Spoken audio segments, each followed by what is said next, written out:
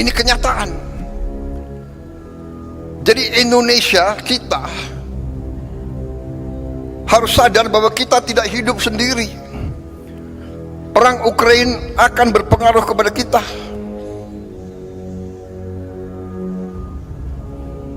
Peristiwa di Gaza berpengaruh kepada kita. Saudara-saudara,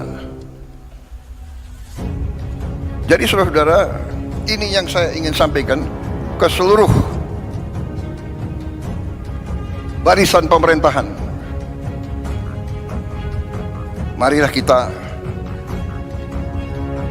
waspada. Marilah kita mengerti tantangan-tantangan yang ada di dunia ini. Saudara-saudara, saya baru pulang dari Eropa. Saya ketemu tokoh-tokoh dunia. Saya hadir di Davos. Puluhan kepala negara hadir. Hampir semua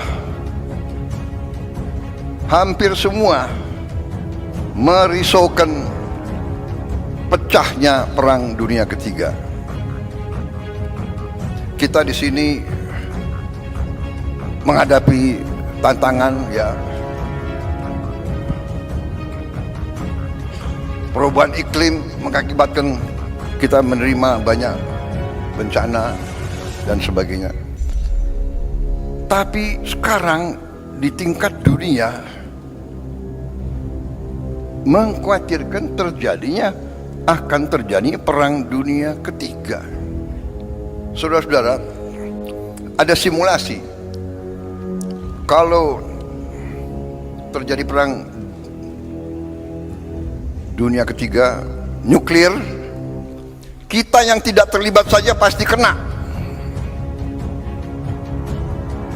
Kita akan kena partikel-partikel radioaktif. Mungkin ikan-ikan kita nanti akan terkontaminasi semua. Akan terjadi nuclear winter. Karena debunya akan menutup matahari. Dan menutup mataharinya tidak 1 tahun, tidak 2 tahun, tidak 3 tahun. Para ahli mengatakan bisa winternya itu puluhan tahun. Ini yang dibicarakan di dunia. Karena itu saya jalankan sebagai mandataris, meneruskan warisan pendiri-pendiri bangsa kita. Saya menjalankan politik luar negeri yang menganut tetap garis kita, bebas aktif tapi non-align, non-block.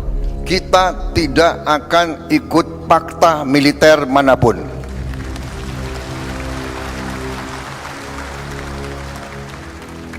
Saya katakan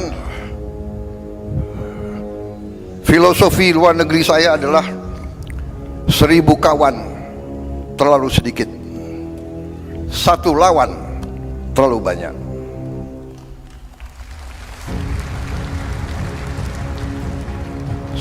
Apalagi 1 musuh. Itu garis kita. Tapi kita mengerti semua. Ya, kita mengerti semua. Kalau kita sungguh-sungguh mau non-blok, kalau kita sungguh-sungguh mau tidak terlibat dalam fakta, kalau kita sungguh-sungguh mau bersahabat sama semua, berarti kita sendiri. Kalau kita diancam, kalau kita diserang, tidak akan ada yang bantu kita, saudara-saudara. Percaya sama saya, nobody is going to help us. Karena itu dari awal Bung Karno mengatakan kita harus berdiri di atas kaki kita sendiri. Dan Panglima Besar kita yang pertama, Panglima Besar Sudirman, mengajarkan kepada kita, kita harus percaya kepada kekuatan kita sendiri. Saudara-saudara, dengan segala hormat kepada para pakar yang pandai dan pintar, yang punya banyak gelar, saya hormati mereka. Tapi dunia ini adalah keadaan nyata, bukan keadaan ideal. Saya selalu mengingatkan, mengajarkan, yang berlaku di dunia ini sekarang adalah yang kuat akan berbuat apa yang mereka kehendaki. Yang lemah akan menderita. Itu yang kita lihat hari ini. Kita lihat di mana-mana.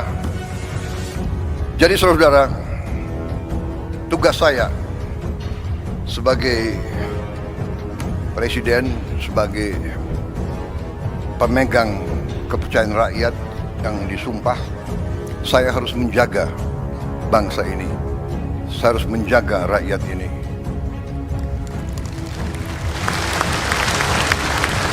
Kadang-kadang gampang untuk kita bilang, gampang kita ngomong, tapi kadang-kadang tidak gampang untuk dilaksanakan. Kadang-kadang hati kita bergejolak, tapi kita harus senyum karena kita sudah memilih akan baik sama semua untuk melindungi rakyat kita. Kita tidak bisa emosional, kita tidak bisa terlalu idealis, karena yang berlaku adalah dunia nyata, saudara-saudara. Karena kita tidak mau perang, kita harus siap untuk perang. Kita tidak niat mengancam siapa, tapi selalu mereka ganggu kita. Kenapa, saudara-saudara? Karena Indonesia, Nusantara kita, semua pulau-pulau kita adalah kaya dengan sumber daya alam yang luar biasa. Karena inilah negara-negara Eropa ratusan tahun ke kita, negara-negara di utara ke kita, mereka ke kita ratusan tahun. Belanda, Portugis, Spanyol, Perancis, Inggris, Jepang, Mongol, mereka ke sini bukan untuk wisata.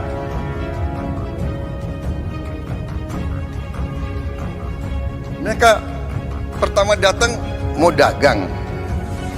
Karena bangsa kita baik, kita nih, genetika kita nih baik, ya kan? Kita suka dengan tamu.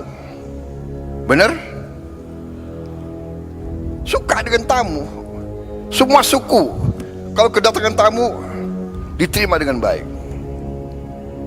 Walaupun rakyat kita miskin, tamu datang diterima dengan baik. Kalau hanya bisa kasih nasi pakai garam, itu dikasih. Presiden Singapura yang sekarang pernah cerita sama saya, waktu dia masa muda, dia sama istrinya keliling di Sumatera, di Sulawesi Selatan. Karena waktu masih muda mereka apa itu? Backpacker, ya. Di backpacking. Jadi naik bus, numpang. Satu saat di tengah sawah hujan badai, mereka kesasar. Tahu-tahu ketemu anak kecil membawa mereka ke rumah orang tuanya. Mungkin di Sulawesi Selatan, saya tidak tahu namanya apa.